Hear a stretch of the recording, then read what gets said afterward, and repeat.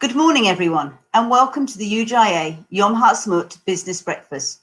It's hard to believe that a year after we hastily put together a virtual event at the start of the pandemic, we are still not back together 12 months later. Our theme for Yom HaZikaron and Yom Ha'atzmaut this year is Together, Now and Forever. And although we have not had the opportunity to be physically together with our friends and family in Israel, UJIA has worked tirelessly to create and ignite those connections in what can feel like a distant and remote world. For those of you looking for ways to celebrate Yom Ha'atzmaut today, please do visit ujia.org/YH73, where you will find a wide range of games, resources, and recipes for you and your families. These have been put together by the UJIA Education Department, and we are particularly proud once again of our relationship and our partnership with PJ Library. Later, you will have the opportunity to show your support for UJIA projects in Israel and here in the UK. But before that, I would like to introduce you to our guest speakers this morning, along with a promise and a guarantee that this event will be wrapped up by 9:45 at the latest, I promise. One of the major highlights of 2020, and let's face it, there weren't many, was the signing of the Abraham Accords between Israel and its Emirati neighbors, two entities that have previously been geographically close, but politically very distant. They have set aside their differences to come together for the benefit of their own people and the wider Middle East community. Nowhere has this been more pronounced than in the sphere of business and commerce. Therefore, it gives me huge pleasure to introduce Fleur Hassan Nahum, Deputy Mayor of Jerusalem and the co-founder of the UAE Israel Business Council, together with Thani Al-Shawari, Vice Chairman and Deputy Managing Director of the Al-Shawari Group of Companies. From Jerusalem and Dubai respectively, this conversation will, I have no doubt, showcase what togetherness looks like and what it can indeed achieve. Let me now hand you over to Mandy Winston, the UJIA Chief Executive, who will get this conversation started. Thank you for joining us this morning, and over to you, Mandy. Thank you for joining us this morning. My name is Mandy Winston and I'm the Chief Executive of UJIA, and I am delighted to welcome our guest of honor this morning, Fleur Hassan Nahum, Shalom Aleichem, but Thani Al-Shirawi, Salam Alaikum. Fleur Hassan Nahum has been the Deputy Mayor of Jerusalem since 2018. Born in London and raised in Gibraltar, Fleur is a qualified barrister but has really dedicated her professional career to serving the Jewish people, having held senior roles at World Jewish Relief, at JDC, and Tikva Children's Home. She is the founder of the UAE Business Council, UAE Israel Business Council, and the Jerusalem Post highlighted that she is the first British citizen to hold a senior political role in Israel's recent history. Thani Al-Shirawi is the Vice Chairman and Deputy Managing Director at the Al-Shirawi Group of Companies. Now in its 50th year with over 10,000 employees, the group comprises of 30 companies dealing in a range of sectors as wide-ranging as printing, engineering, manufacturing, health, solar, and water and health. Like Fleur, Thani is a founding member of the UAE Israel Business Council and has been at the forefront of developing ties, both commercial and other, in terms of cross-border trade and investment. So we are delighted that you're both with us today and welcome you to the UJIA Business Breakfast for Yom Ha'atzmaut. I'm going to start we have a number of questions from the audience. I'm going to start with a moment and asking you to recall a moment. Though there were signs of warming relations between the UAE and Israel and Arab countries for the past few years, to us sitting in the UK, the Abraham Accords seemed to come out of nowhere. Can you remember where you first were when you heard that this was about to become a reality and how you reacted to that news? Fleur, would you like to start answering that question? Well, first of all, Mandy, it's lovely to be here. For those who don't know, one of my things that I'm proud of is that Mandy and I worked together for many years at the JDC. And I'm very proud of where you are right now, Mandy. And I think that Thank you, Fleur. the UK Very Jewish neutral. community, the UK Jewish community is lucky to have you. I say that with all my heart, you know that.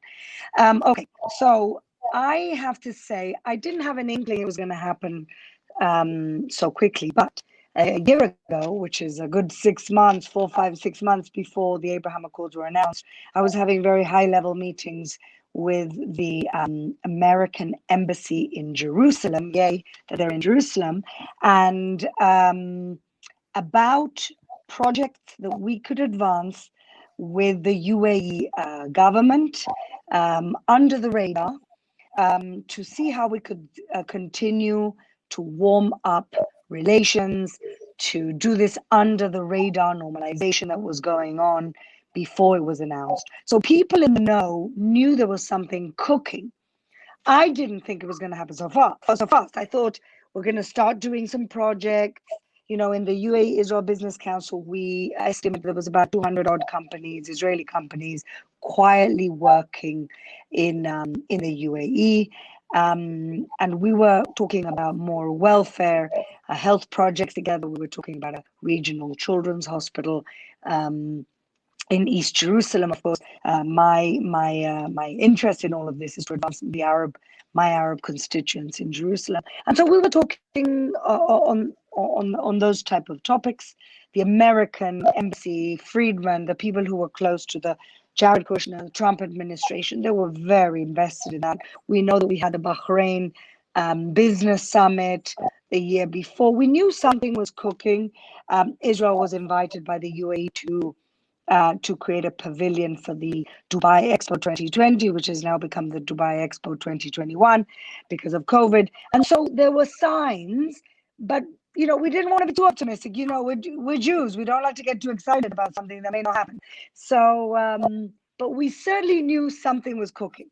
And when I heard about it, of course, but back in June, my friend, my co-founder, Dorian Barak, and I were talking so long about this. We said, let's just create the business council.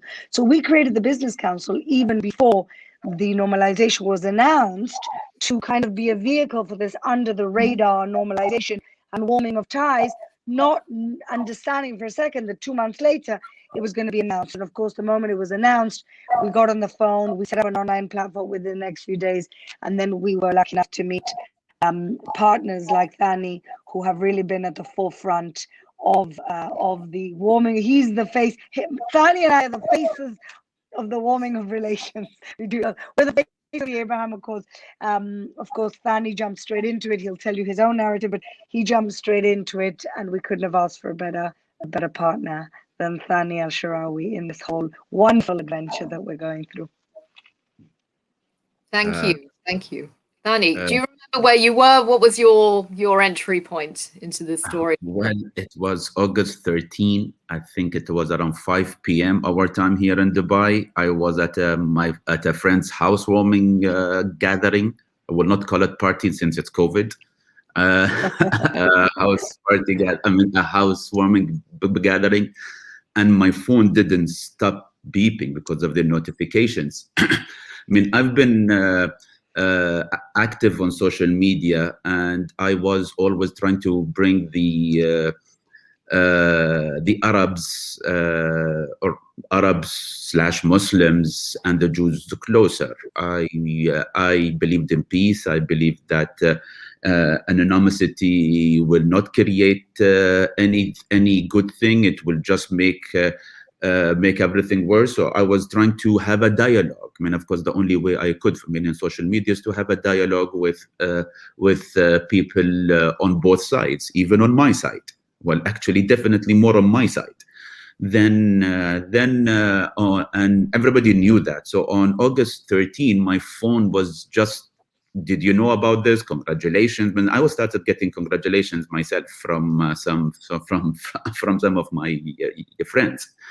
And then, of course, we jumped into it. I was on cloud nine, and then, of course, I will. There is one fact, Flor, I haven't told you. The first time that the Zoom call was made, where we met, is a day I will not forget either. because it was my birthday, just to make it easy. Wonderful birthday present.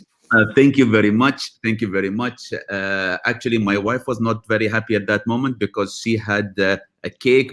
She had brought a cake, and the kids were ready. And I said, "Wait a minute. I'll be back in 20 minutes." It wasn't 20 minutes. Sure. It wasn't 20 minutes. Yeah. So no. So, but Flor, you know how we men are. You know, we have to tell you 20 minutes or 15 minutes, but then it will be 2 hours. So anyways, I was very excited, and also the funny thing is that before the announcement of the Abraham Accord, I was having tea at my place with the head of the Jewish council of the Jewish community here in Dubai, and we were just having a chat. He said, "How long do you think the normalization will take?" Now, since he asked me this question, I think he knew something I didn't know. I said, and I told him, "See, everybody knows that the governments have common interests, have common enemies, have common vision of the future. So a lot of discussions are taking place. And unfortunately, in the Arab world and the Muslim world, sometimes you have to be more politically correct than correct itself." So we all knew that there were things happening behind the curtains, but then, so I thought, see, you know, it might take maximum 5 years, and I was very happy that I was wrong, and it took 5 days instead of 5 years. So I mean, to answer your question, and I'm still happy. I've jumped into it. I've tried to find people on both sides. I'm more vocal in my community here, or it's okay, it's my country. I'm more vocal with them, and trying to let them see the other side. They only have heard one narrative, and for many reasons, we are not sure if this narrative was even accurate. So what I am encouraging, okay, don't do peace, don't normalize. First, read many versions of your narrative, then read the other narrative, and then you be the judge. Nobody can be the judge on your behalf, then you be the judge. And I hope, because that's how I did many years ago, and that's how I said, okay, there is no point of which narrative we read. The point is that we have to be in peace. Beautifully said. And I think it's so interesting because from a UK perspective, and certainly from a Jewish community perspective, I think we were really focused on the geopolitical historical nature of the Accords. And I'm curious, for both of you, were you already thinking about the business potential, and what were you hoping to see emerge from a business perspective out of the Abraham Accords? Well, first of all, for me, business is the vehicle. It's not the end game. The end game is peace. Business is a way that people get to know each other, get to build trust, bridge cultural divides. So the business for me is just the conduit. It's not the end game, and it's not where, you know. So that's why we jumped into the business, because I think at the beginning there was a little bit of hesitation. I think the guard has been put down now. But at the beginning, you know, in the Emirates, people were a little bit careful. And business is the one thing that kind of we all agree on. You know, you have to understand that Israel and the UAE are the two most advanced economies in the Middle East. We have, you know, our narrative in Israel is that we made the deserts bloom. Well, I've got news for us. So have they.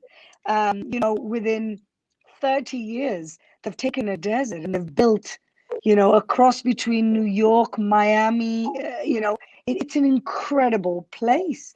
And so we have so much in common in terms of our economic mindset, in terms of our innovation mindset, in terms of our ambitions, our aspirations for our people. And so I believed, and I still believe, that business was that instant glue. And then, of course, comes everything else, the cultural, the political, the personal. And that's really why we started off with the Business Council. I also co-founded the Gulf Israel Women's Forum with with our mutual friend, Mandy, Justine Zwirling, of course. And that is not exclusively business, that's also cultural and that's also friendship. And that's going so well because I always say, women, we have our own language. And so we're kind of building the infrastructure for peace around the Gulf through the Women's Council, through many different leaders from the different countries.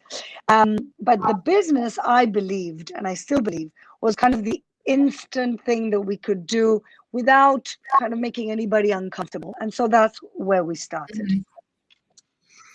I totally agree with the Fleur. I think we both think alike. I think it was a stereotype that the Israeli business culture is transactional and we are more relationship based. But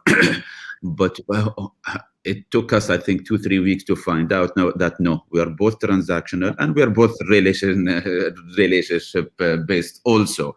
We believe in results. Both of us believe in results.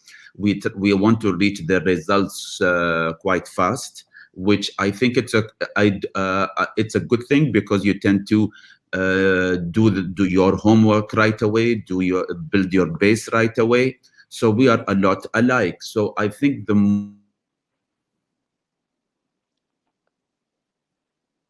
Did we lose Sani? Sani is going to be back with us, I hope, very shortly. I'm going to touch on another question for you, Fleur, because I think it's something you might be able to relate to. We've had a question from Alexander Fishbaum, who points out correctly that President Donald Trump and Jared Kushner were very closely personally associated with the success of the Abraham Accords. So the question is, does the change in the administration in the US, in your opinion, have any impact on the Accords? And I'm going to add my own question to that, because obviously at the moment, Israel is in the middle of a political impasse. And does that, in your opinion, is that of concern, either of these two changes within the political milieu that we're currently experiencing? Sure. Let me start with the Biden question. You know, I've been asked this question a lot, and I have to tell you that, first of all, I think Biden was supportive of the Abraham Accords from the beginning. You know, he didn't think it was a bad idea. He thought it was a good idea. I think in general, the Democratic Party and their erroneous ethos that only after you've solved the Palestinian problem will the Arab world make peace with Israel, you know, the kind of John Kerry, Barack Obama ethos has been completely blown out of the water. But I don't think Biden is the type of guy who is ruled by his ego and he wants to prove a point that it wasn't and roll back the Abraham Accords. I think everybody understands the Abraham Accords is good. Peace is always good, and it's good for everybody. So I think that at the time he supported. And I'll say two more things. These accords have their own legs now. Yes, the Americans did the initial pushing and shoving and bringing us together. But now we're holding hands, we're running forward, we've seen our mutual interest, and nobody's going to stop this. Nobody's going to stop this, not even the American government, who I don't see any reason to stop this. So that's kind of the Biden question. In terms of the Israeli political impasse, that is more concerning to me, not because there's ever going to be a government in Israel that does not think that the Abraham Accords is a good idea. Everybody, the only people who unfortunately voted against the Abraham Accords were the Arab parties in the Knesset, which were punished by the Arab constituents of the state of Israel by giving them 4 less seats, because the Arabs of Israel are in favor of the Abraham Accords and their representatives who are completely out of touch with them voted against it. But that's another story. My issue with the Israeli political impasse is that practical things are not happening, like signing of a tax regime, like signing of a visa regime, like, you know, that the UAE government has allotted $50 billion in investment in Israel. We would have done the same thing by now if we would have had a government. So it's not stopping on an ideological, psychological, or philosophical level.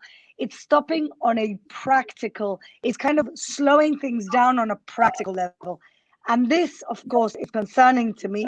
And like all Israelis, we're praying that we have a government very soon. At this point, whatever it looks like. Thank you. Thank you. So let's shift to practicalities for a moment. I'm interested, speaking to Thani, in terms of how has it been doing business with the Israelis. What has surprised you? What has impressed you? What is different from what you thought it may have been like? It is okay. What was worrying me in the beginning that we thought that they are too transactional, but then we found out, as I said earlier, that they talk our language. So we didn't need a translator to slow them down or to speed us up. I think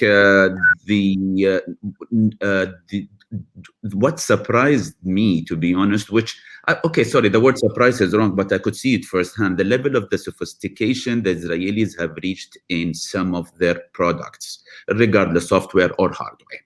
Okay, that really impressed me. I will not use the word surprise because we all knew that that Israel, being the startup nation, they've had a lot of successes. Some of them have turned into marvels. And it is time. The UAE, it's a market that we couldn't tap. It's the market we couldn't use these marvels, and now we can. So this is what actually surprised me. But the biggest surprise was, which is a good one, I didn't. For some reason, we expected that Israel has scaled up whatever they've started. But in my opinion, yes, they have, but they can do more if their Arab neighbors were in peace with them. They can do much, much more. Not only the Arab neighbors, I would say the Arabs that are living within the borders of Israel. Even with the Arabs in West Bank and Gaza, they could have done more. But now, going back to the UAE, we have marvels. We are one of the world's best countries when it comes to distribution. It's one of the world's best airlines to reach every nook and cranny in the world. So if Israel produced something and want to reach within 24 hours, even less, to every nook and cranny, we are the best partner they can find. So actually, it was a good surprise. It was not a bad one, but I think that's if I can summarize and not take a whole show only for me. Thank you. I want to just say that Thani coined a great expression. He said Israel is the startup nation and UAE is the scale-up nation, and these complementary skill sets is what's going to make this relation very prosperous for all sides. I love that. I think that's really, really profound and describes the relationship very beautifully. So let's just take a step back. Fleur, you are a leader of Israel's largest city and of a city that has such incredible importance for 3 major religions and for so many other people around the world. But what impact are you seeing on the ground, even in these strange times, of the Abraham Accords, for ordinary Israelis, for people you talk to on the street? How's it changing their mindset about their Arab neighbors? How do you think it might impact them economically in the long run? Anything around how this is playing out in Israel at the moment would be very interesting. Yeah, I really, we cannot underestimate the impact it's having in Israel. You know, we're going through our own internal Abraham Accords here. This is something people don't realize. And just look at the last election, the fact that Benjamin Netanyahu was trying to convince his right-wing partners to create a government with an Arab party who's closely related to the Muslim Brotherhood. It's fiction. I mean, you couldn't have thought about this. And this is because we are going through our own Abraham Accords here. Because these Abraham Accords have just allowed this door to be open. And it's incredible. And of course, I feel it in Jerusalem more than anywhere. 40% of my constituents are Arabs. And so on a psychological level, it allowed everybody to say, hey, you know, these are cousins. Let's start talking. So that's the first thing.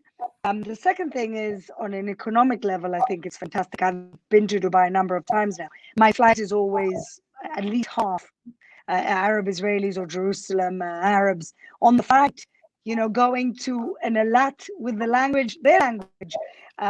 So I think in tourism, it's been very significant for Dubai. I am in charge of tourism for the city, and I see the potential of Muslim pilgrims coming to Jerusalem to pray in Temple Mount, Haram al-Sharif. I think it's on every Muslim's bucket bucket list, and now there's an opportunity. It's a very easy opportunity. So I'm preparing the ground here, because we've been stuck with COVID, of course, but now that things are opening up, I'm preparing the ground here for a new era of Muslim tourists. And I'm very optimistic. And a lot of my Arab constituents are actually within the tourism industry, in hotels, in tour guiding, in driving. There's a big proportion of the relatively big proportion of Arab Jerusalemites who are involved in the tourism industry, who I believe have an advantage in the Muslim tourism era of Jerusalem. And of course, more than that, I'm working very hard to bring more economic development to East Jerusalem, where most of the Arabs of my city live, and in terms of, again, opening hotels, entertainment, and even a high-tech park, because the young Arab engineers of my city have the combination, of course, of the Arab culture and the startup nation ethos. And so we have thousands of young Arab engineers who will be graduating, and I see a future where we can create an R&D hub here that can serve the entire Middle East because of our Arab population, and of course at the same time bringing much more opportunity than they've had up until now to that sector of the city. So for me, in Jerusalem, I want Jerusalem to be the platform of the Abraham Accords, and of course bring the consequent prosperity to the Arab population of my city.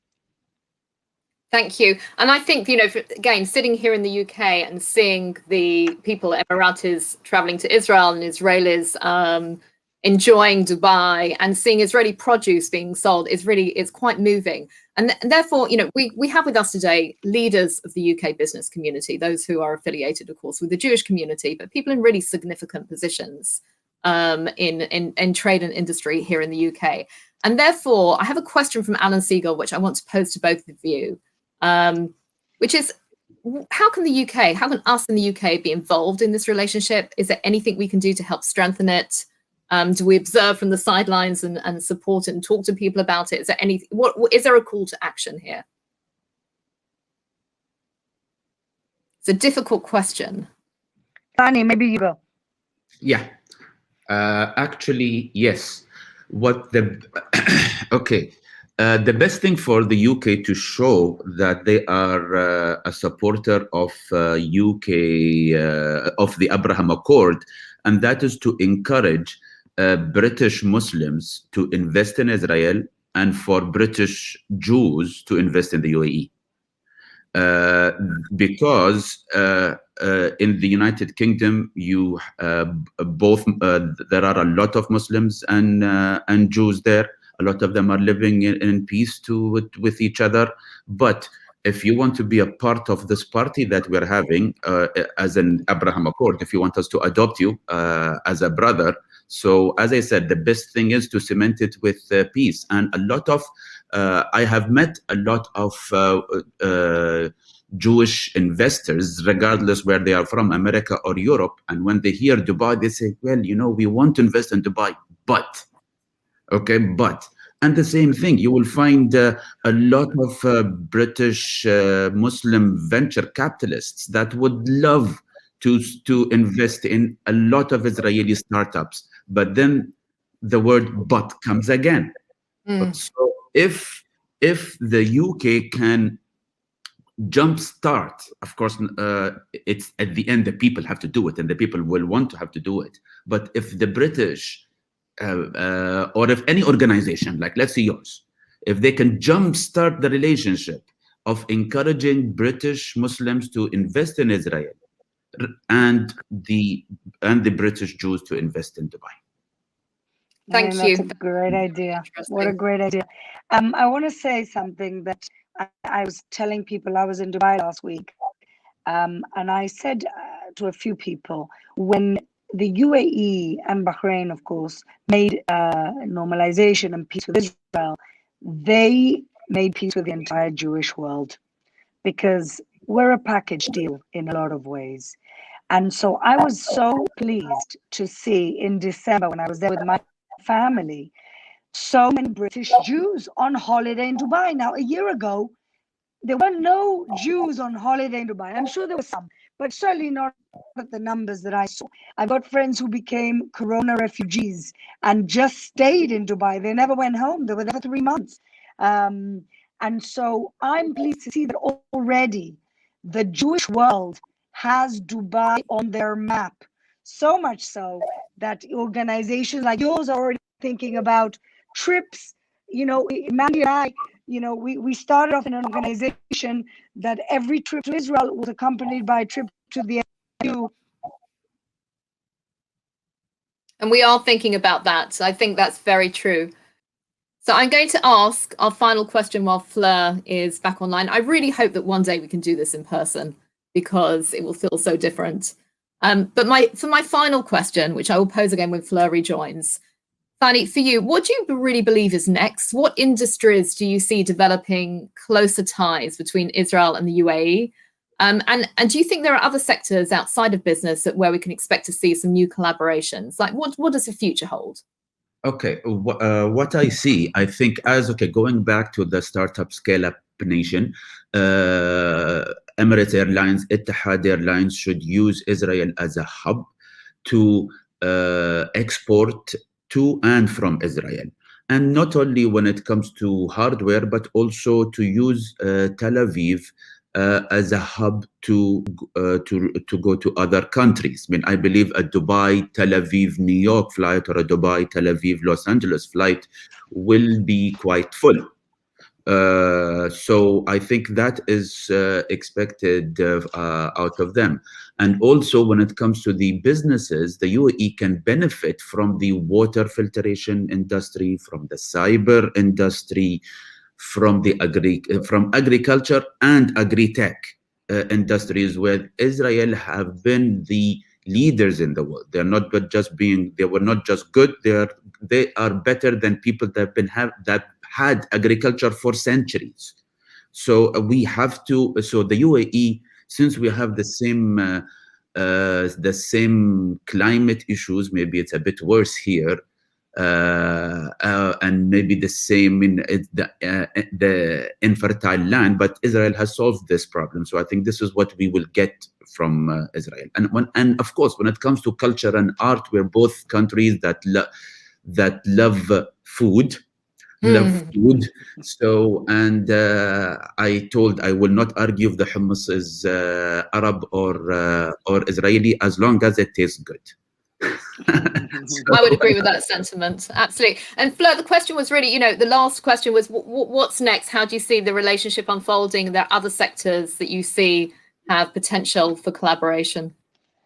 Well, I'm with Fanny. I think the main idea is, and this is why it's so exciting for Israel, that for the first time, we have regional partners. We cannot underestimate the importance of this. And what that means is that we can deal with regional challenges as a region. We never had this. It was us fighting the elements on our own. And I'm not just talking about, of course, enemies, but I'm talking about the challenges that we have. So Athani said water security, food security are big, cyber security is big. But I actually see something else. I've been beginning to notice in the last few weeks that we're going to see a lot of Israeli human capital moving or working in the UAE, and that's something that people are talking about. The way that we know many people who live in Israel but commute to New York and Europe, we're going to be seeing a lot more of that, and so we're going to see Dubai and the UAE in general benefiting from Israeli human capital. And like Tani said, for Israelis to have Dubai as a hub to Africa and Asia is going to be extremely, extremely significant. This is going to be a hub. Dubai will replace, inshallah, Turkey as the main connector to the rest of the world, and I'm very much looking forward to that. Thank you. And it really, all I have to say to both of you as we close out is, Fanny, shukran, Fleur, toda rabba. Thank you so much for joining us this morning. I don't think that we could have imagined on Israel's 72nd birthday last year that this would be the topic of conversation for our 73rd Yom Ha'atzmaut business breakfast. So thank you so much. But I think more than anything, it's really a reminder that after a really awful, horrific year for so many of us, that great strides can be made towards peace and prosperity, and in quite a short space of time. So I really believe that this is one of the success stories, and it was such an important moment for so many of us while we were living under the shadow of COVID. Thank you both for your work bringing Israelis and Emiratis closer together. We are all so excited to visit Israel in the coming months, and also to visit you in Dubai. Thank you both so very, very much. You're more than welcome. Thank you. Thank you. Fleur and Fanny, thank you as well from me. The pace with which not only the UAE, Israel, but also the Jewish community here in the UK has embraced the new opportunities presented by the Abraham Accords has been truly incredible. I also know many of my friends and family that have been to Dubai over the Christmas period. So it's hard to believe that this relationship is only 8 months old. Thank you. I agree. On behalf of everyone at UJIA, thank you for giving your time this morning. And we look forward to seeing you again in Dubai, in Jerusalem, but most importantly, in person very soon. As Louise mentioned earlier, our Yom Ha'atzmaut campaign this year is focused on the historic unbreakable bond between the Jewish community here in the UK and the people and communities of Israel, together, now and forever. I wouldn't be who I am today if it weren't for my involvement growing up in the Zionist youth movement, supported by UJIA. My strong Jewish identity is anchored by my love for Israel, through the summer camps that I attended and the Israel gap year that I went on. And now I want that for my children, for our children. The work of UJIA would not be possible without your support and generosity. Over the past 12 months, we have gone into overdrive, establishing programs to bridge the physical gap that currently exists between us and ensuring that our young people, those that will lead our community long into the future, can still experience Israel virtually, still have youth organizations to keep them connected, and continue to strengthen their Jewish identity, even during a lockdown. Whatever this summer looks like, UJIA will fill it to the brim with wonderful experiences our children and our young people need now more than ever. In Israel, the pandemic has hit those living on the social and economic periphery the hardest, including in the Galil. We could not let our efforts, our joint efforts of the past decade, go to waste. And so we invested heavily so that the children, teenagers, and young adults most at risk of being left behind without a future could continue to rise up and find opportunities that would not exist without our support and their incredible resilience. Here are some of their stories. מי שיושב בתל אביב ובמרכז, יש המון אופציות. פה אין לנו את זה. יש כאן 70% אבטלה של נשים בצפת.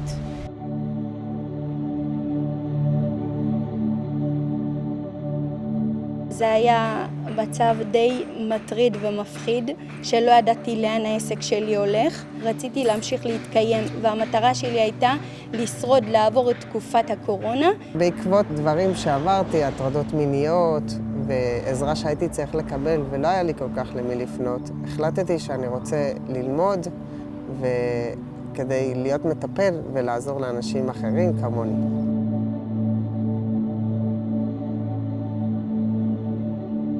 לכפר ילדים מגיעים ילדים בעלי רקע סוציו-אקונומי מאוד בעייתי. ילדים מקסימים ובעלי יכולת למידה תקינה. הם עושים כאן כברת דרך מאוד מאוד ארוכה. They know abandons and they know abuse and they know parents that disappear. At their early age, they have a life experience that other people don't meet maybe their entire life. הגעתי לכפר לפני 8 שנים, ויש לי פה עוד 4 אחים שגרים איתי פה בכפר.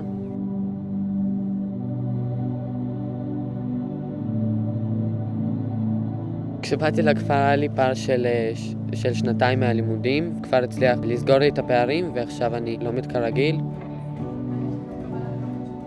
כשהחלה הקורונה נאלצתי להוציא את הבנות שלי מהמעון, את שתי הבנות שלי מהמעון, עקב קשיים כלכליים. התחלתי לחפש כמובן עבודה במקצוע בהנהלת חשבונות, נתקלתי בהמון קשיים. באמת היה לי מין ייאוש כזה, ומזל מזלי ושמעתי על מקום עבודה בשם לב 19, שהוא בעצם יכול לקלוט אליו מנהלות חשבונות צעירות ללא ניסיון בכלל בתחום. זה תחילת דף חדשה, שהבנות יכולות להיות במעון, יש לי הכנסה טובה, אני עובדת. שמחתי עד מהראש, כי זה באמת הזדמנות שאני לא חושבת שיש עוד כאלה בכלל. הייתי במצב של חוסר ודאות, והכסף הזה נתן לי באמת את האורך נשימה, וזה החזיק לי את העסק בתקופה באמת אפשר להגיד שהכי קריטית הייתה במדינה, אולי בעולם. בזמן הלימודים שלי אני עובד גם בהובלת ירקות. בשנה האחרונה, עם כל הקורונה, יצאתי לחל"ת. נכנסנו קצת לאיזה מערבולת של לחץ ואי-ודאות. מה נעשה עם כל ההוצאות שיש לנו ואיך אני אמשיך ללמוד. המלגה אפשרה לי בעצם להמשיך ללמוד למרות הקורונה ולהתקדם כדי לסיים את התואר שלי. The kids that grow up here get the same chances that other children get. They can have their dreams, they can develop their character, they can become optimistic. ווואלה, אמרתי, בוא'נה, יש פה הזדמנות מטורפת. פשוט זכיתי, אני מרגישה שזכיתי. לפעמים לך זה נראה משהו קטן, אבל בשביל מישהו אחר זה משהו מאוד עוצמתי וגדול. במקום הקטן הזה זה פשוט משנה מציאות.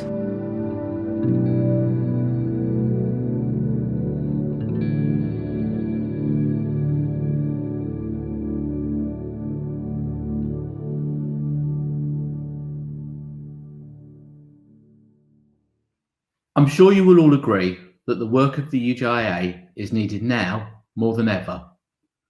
Please visit ujia.org/donate or click on the link in the comments and support our vital work in Israel. It just leaves it to me to close this morning's event by thanking our special guests for a fascinating conversation. Thank you to the staff and to the Yom Ha'atzmaut committee at UJIA for organising this virtual breakfast. And of course, thank you to all of you for making the time in your diaries to share Yom Ha'atzmaut with us today. As Louise said earlier, Yom Ha'atzmaut really is the time when UJIA brings us here in the UK together with Israel. Please do check out the dedicated Yom Ha'atzmaut 73 page at ujia.org/YH73 and please give as generously as you can by visiting ujia.org/donate. Before we go, please be upstanding and join me and our friends and family, both here and in Israel, in the Hatikvah.